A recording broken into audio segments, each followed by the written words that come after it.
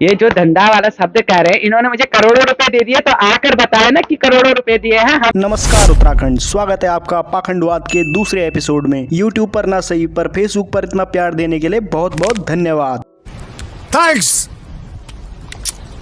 Love you. देखो, पिछली video में मेरे द्वारा कही गई बहुत सारी बातें लोगों को समझ नहीं आई थी कि आखिर ये सच है या झूठ। मेरे द्वारा बनाई गई वीडियो लोगों को जागरूक करने के लिए और सत्य के तथ्य दिखाने के लिए बनाई गई थी। पर आज की वीडियो में मैं तुम्हें जो हो रहा है उस चीज का भी सच बताऊंगा कि कैसे देव डोली के उपासक सही मायनों में उत्तराखंड की भोले वाली जनता को बेवकूफ बना रहे हैं, कि कैसे आजकल के उपासकों को अपने द्वारा बनाई गई डोली को सच साबित करने के लिए लोगों के कमेंट में जवाब देना पड़ रहा है उनकी हर वीडियो में। कैसे देव डोली को सच साबित करने के लिए बड़े बड़े यूट्यूबरों के पॉडकास्ट में जाके एक एक घंटे तक इतनी अफवाहें फैलाई जा रही है जिसमें 100% में से 1% भी सच्ची नहीं है। देव डोली तो सच है, पर एक एक घंटे तक देव डोली के बारे में प्रूफ दिखाने पड़ रहे हैं कि सही मायने में ये डोली के उपासक हैं या इनके द्वारा बनाई गई डोली असली है या नकली है। सब चीजों का जवाब दिया जाएगा इसी वीडियो में, और आखिरी तक बने रहना, और रोस्ट भी करेंगे साथ साथ में। इनसे मिलो, ये हैं सुरकंडा देव डोली के उपासक अजय बिजलान, जिसे शायद ही उत्तराखंड का कोई ऐसा व्यक्ति नहीं होगा जो नहीं जानता होगा। शायद अब तो पूरी दुनिया जानती है। इन भाई का कहना है कि अब वो अमेरिका में भी अपना दरबार लगाएंगे। मैं भी अड़ा हूँ, मैं भी देखता हूँ कौन बंद करने का साहस रखता है। इतना दम तो आज अगर प्राण देने की नौबत भी आएगी तो ध्यान से सुन लीजिए, प्राण दे दूंगा लेकिन देव डोली पे आक्षेप नहीं लगने दूंगा। ये कट्टर सुन लीजिए, मैं देव डोली के प्रति विदेशों में तक जाऊंगा, और ये दरबार अब उत्तराखंड में नहीं। इस चीज को सुन लीजिए ध्यान करके, उत्तराखंड में नहीं, उत्तराखंड के बाहर दरबार लगाऊंगा। रोकने का दम है, रोक लीजिए। लीगल नोटिस भी नहीं, लीगल नोटिस क्यों, मेरी आस्था है। सही है भाई, शायद पैसा और इंसान को फेम अमेरिका क्या चांद पर भी भेज देता है। खैर भाई, अपनी डोली लगाते हैं ऋषिकेश ढालवाला में, जहाँ लोग जाते हैं अपने कष्ट का निवारण करने। पर होते हैं या नहीं, या उन्हें पता है, या फिर मुझे ही पता है, या फिर देव डोली के इस उपासक को पता है। महाराज, आपने मुझे कितने पैसे दे दिए?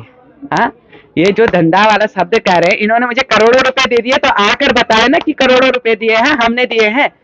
आप कहां से किसी एक को उठा के लाओ जिससे मैंने पैसे लूटे। खैर, अपने भाई जिस देवी की डोली को नचाते हैं वो है सुरकंडा माता की डोली, जो प्रत्यक्ष रूप से असली नहीं है। और ये मैं नहीं कह रहा, ये खुद वहाँ के पुजारी और अध्यक्ष का कहना है। माँ भगवती सिरपुर पर्वत पर यहाँ भव्य मंदिर है। यहाँ से न तो डोली कोई आज तक प्राण प्रतिष्ठा उस डोली की हुई है, ना ही किसी अन्य डोली की, ना कोई पूजा है। हमारे लेखवार बंधु यहाँ पर जो आदिकाल से जो है पूजा कर रहे हैं, अभी तक उनके समझ में भी नहीं है कि डोली यहाँ से कभी निकली है न कुछ। अब डोली का जो मेन वो है कि माँ सुरकंडा की डोली, पहली बात तो नाचती नहीं है, डोली तो नाचती नहीं है। फिर दूसरी बात है, माँ सुरकंडा को गली गली में, मोहल्ले मोहल्ले में नाचने की जरूरत क्या पड़ गई? उसका भव्य मंदिर यहाँ पे बना हुआ है। जो भी आता है यहाँ पर आता है, माँ सुरकंडा के दरबार में आता है। खैर, सच्चाई तो ये है कि माता की डोली न बरसों से बनी है और न ही आगे बनेगी। वो अपने मायके हमेशा किसी व्यक्ति के द्वारा सर पर लाई जाती है, जो कि सुरकंडा से होके जड़दार गांव तक अपने मायके आती है। खैर, हमारे अजय भगवान ने देव डोली को पहाड़ों से पलायन करके मैदान में बसा दिया है। अब तो कितना ही विकास देखोगे यार तुम लोग उत्तराखंड का। हमारे अजय भगवान जी ने लोगों की मनोकामनाएं पूरी करी हो या न करी हो, पर भैया खुद की जरूर कर दी है। कार खरीद ली, ऋषिकेश ढालवाला में जमीनें खरीद ली, खुद भैया फॉर्च्यूनर में घूमते हैं। और इससे ज्यादा इच्छाएं और क्या ही पूरी करनी होगी एक इंसान को, एक साधु को। इसके बाद आते हैं राजराजेश्वरी डोली के उपासक उत्तम नाम भैया। नाम तो इनका उत्तम है, वाणी भी इनकी उत्तम है, पर भैया जो इनकी बोलने की भाषा है वो उत्तम नहीं है। हैसियत देखनी होती तो मैं तुम्हारे क्यों लड़ रहा है? बच्चे से क्यों लड़ रहा है? मुझसे लड़ रहे भोसड़ी वाले। मैंने बच्चे से क्या लड़ा? ना तो बच्चे से क्यों लड़ रहा है? गाली 2 कोटी का साला भोसड़ी वाला। गाली अरे मुझसे लड़, बकवास कर रहा 2 कोटी का। वाह बेटा, लगता है तुम गू खा के ही मानोगे। खैर, साथ साथ में भाई लोगों को गाली देने का भी काम करते हैं, डोली नचाने का भी काम करते हैं। सीरियसली, अगर तुमने इस देवी के भक्त को डोली नचाते हुए देखा है और तुमने इसको भगवान मान लिया है, तो भैया तुम ही अंधभक्त हो, वो नहीं है।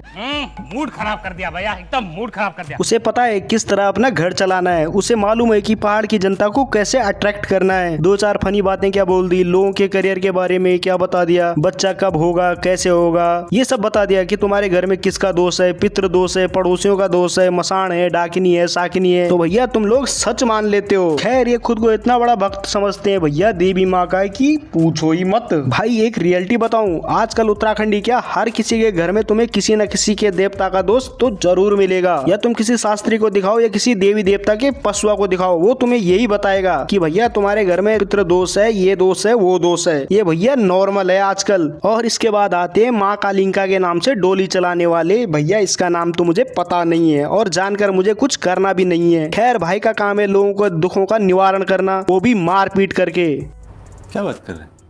नहीं समझे अभी तक? खैर क्यों ही समझोगे तुम लोग और मेरी बातों का सच क्यों ही मानोगे? तुम लोग वीडियो देखो।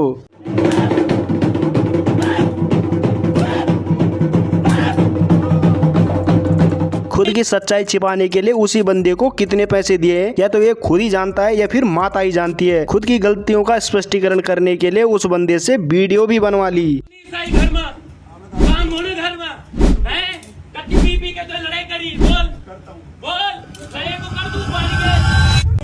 जय माता लेकर मेरे अंदर दो दुर्गा सारी कट का दरवाजा पहले पुष्कर पता सारा शक्ति कथा जब से मैं गया माँ जाने से मैं सारी पूरी आदतें चुरी हैं दाऊद सब कटी। और इतना ही नहीं, अभी और भी कारनामे हैं इस भाई के, जहाँ ये किसी परिवार को बच्चा होने पर उनसे पैसे मांगने की डिमांड करता है धमकियां देके। इतने साल हो गए मुझे काम करते करते, इतने बच्चे हो गए यहाँ से। माता ने कभी किसी के लिए भेदभाव नहीं करा कि तेरा लड़का होगा कि तेरी लड़की होगी, समझे। अब तुम्हारा हो गया बच्चा, अब तुम्हारे घर वाले तुम भड़का रहे होंगे या तब तुम देने के डर से कर रहे होंगे कि अब हो गया अब देना पड़ेगा वहाँ माता को जुबान कर रखे। अब तुम बहाने खोज रहे ना कि लड़के के लिए बोलता लड़की हो गई ये सो हो, तो ज्यादा तेज बनो माता साथ ना, तो ये मत सोचना कि मैं चुप रहूंगा। हाँ समझे। अब आप लोग मुझे ये बताओ, क्या भगवान ने मंदिर में जाकर अपनी मन्नत मांगने के लिए कभी तुमसे पैसे मांगे हैं या फिर मन्नत मांगना गलत है? क्या देवी हो या देवता हो अपने भक्तों से पैसे मांगता है उनके दुखों का हरण करने के लिए, या सिर्फ ये एक ढोंग पाखंड है? और कुछ देहरादून में भी बैठे हैं डोली के उपासक जो रविवार को तो देव डोली नचाएंगे और बाकी के अगले दिन देवी समान किसी बहन को मैसेज कमेंट में करके गालियां देंगे।